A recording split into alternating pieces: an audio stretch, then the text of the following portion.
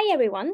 So as part of our database management system project as a group, we wanted to develop a system that predicts and measures the corruption in different countries by looking at the relations between the corruption perception indices of the countries with respect to their schooling indices, human development indices, bribe pairs indices, and also democracy indices.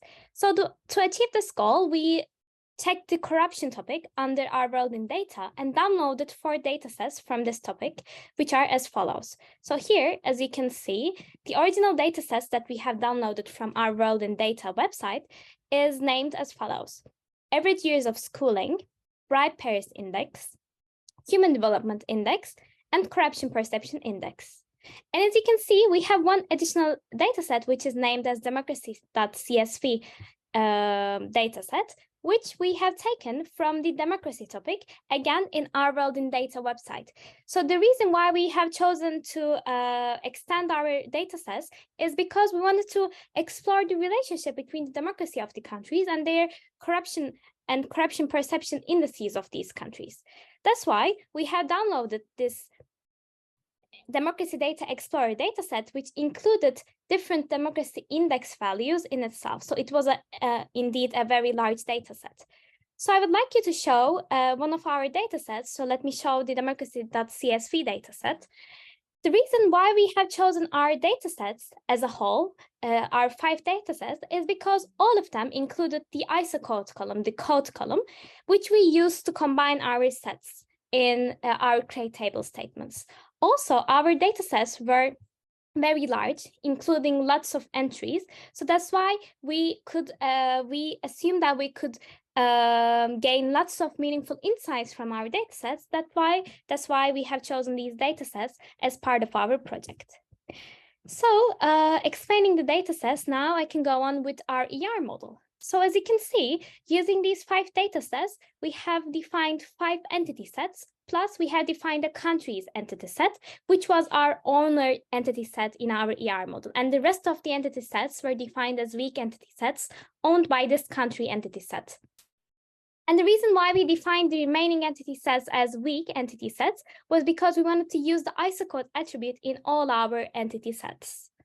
And also the ISO code was the primary key of the country's entity set, and all the remaining weak entity sets were also defined with primary keys named as BID, DID, SID, HID, and CID.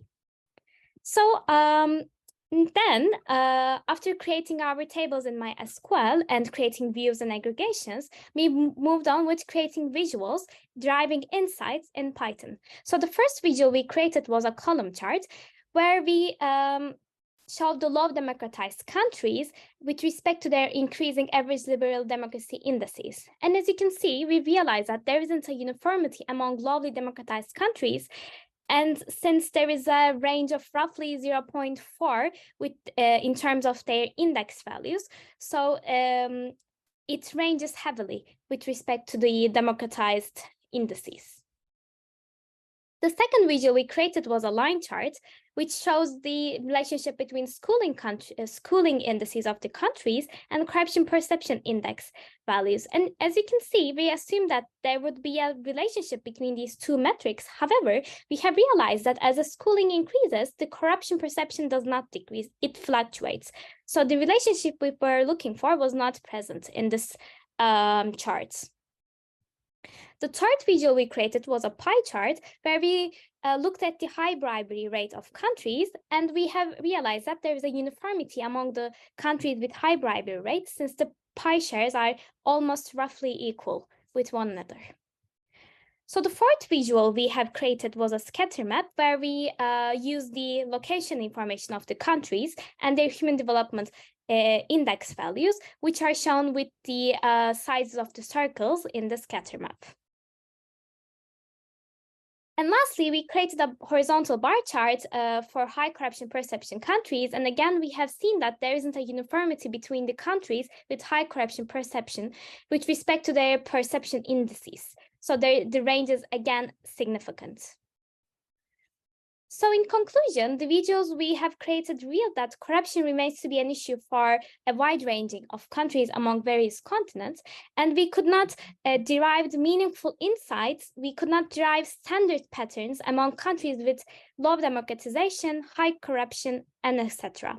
So the conclusions derived from the videos suggest that quantifying corruption in countries and attempting to identify factors contributing to the increase in corruption is not a practical endeavor due to the manifestation of a corruption in unique manner in each country.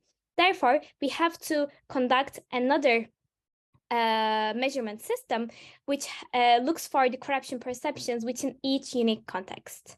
Thank you.